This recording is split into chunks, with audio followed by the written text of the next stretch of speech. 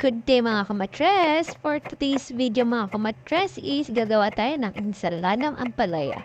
So dun sa garden ko meron tayong 2 piraso ng ampalaya. So inarbest na natin. Then ayan na nga. Chinap na natin yung ampalaya. So kayo ba mga kamatres is na-try nyo na to? And then after ko siyang i-chop is nilagyan ko siya ng asin at sa tubig ay ibinabad. After nating ibabad is i-drain na natin and hugasan at pigaan. Nag-chop tayo ng kamatis at onion na puti. Grabe, mapanakit siya. Paghalo-haluin na natin sila at ito pa ang ibang ingredients. Suka, silver swan, baka naman. Asin.